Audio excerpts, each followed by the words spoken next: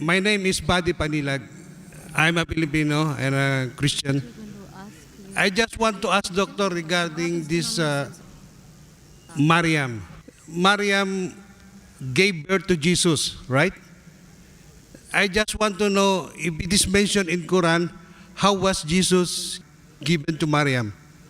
Is it mentioned in Quran? That's all, Doctor. Our Christian Filipino brother has asked a very good question. He wants to know about Maryam alayhi salam. How did she give birth to Isa alayhi salam? And what does the Quran speak about that? Yeah. Brother, if you read the Quran, there is a full chapter called as Surah Maryam. Chapter by the name of Mary, Mary, who was the mother of Jesus Christ, peace be upon him. If you read the Bible, out of the 73 books of the Bible, out of all the 66 books of the Bible, there is no book by the name of Mary or Maryam. Yes. There is no. But if you read the Quran, there is a chapter by the name of Maryam, that is Mary, the mother of Isa alayhi salam.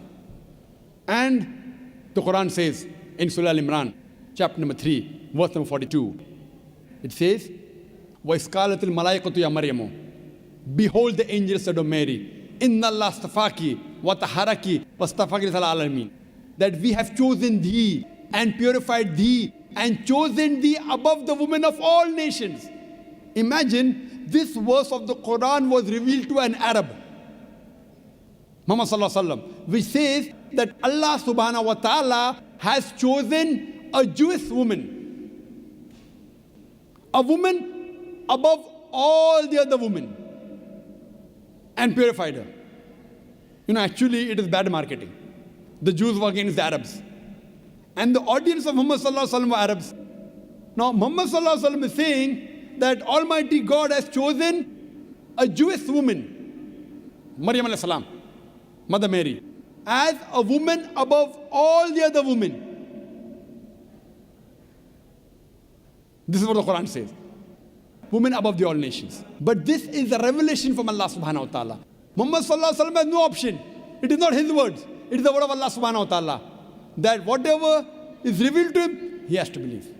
Furthermore, if you read in Surah Imran chapter 3, verse number 43, 44, 45, you come to verse number 47. It says, the main question that you asked, what does it speak about the birth of Isa alayhi salam?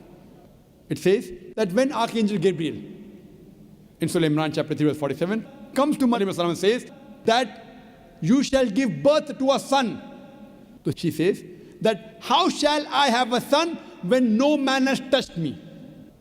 Similarly, if you read in the Bible, a similar incident says that how shall I have a son when I knoweth no man? Knoweth no man means she does not know any man. Knoweth no man here means not knowing, it means knowing sexually. We understand the language of the Bible.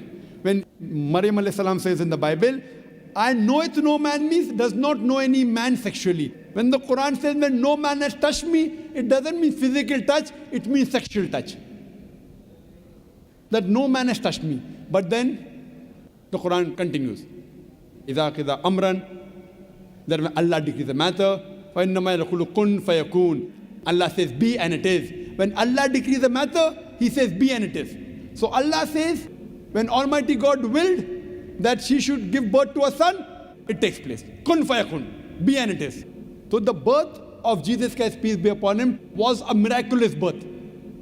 It was a miraculous birth. There was no male intervention. That's why we believe that Isa alayhi salam was born miraculously without any male intervention. Further, when you go in Surah Maryam, chapter number 19, verse number 28 to 32 onwards, when Mary, Maryam alayhi salam, when she has the child, the newborn, Isa alayhi salam in the hand, people start alleging. They start insinuating her. And they tell her that how come you have the son? You come from the family of Harun alayhi salam, from Aaron. How can you do such a low thing, trying to insinuate her that she did adultery? The people started insinuating her that this woman, without marriage, she had a child, insinuating that she did adultery. She was speechless. She could not reply. Immediately, Isa alayhi salam from the arms of his mother, he replies and says that I am a messenger of Allah subhanahu wa ta'ala. He protects his mother and he replies, I've been sent as a messenger of Allah subhanahu wa ta'ala to give glad tidings on you.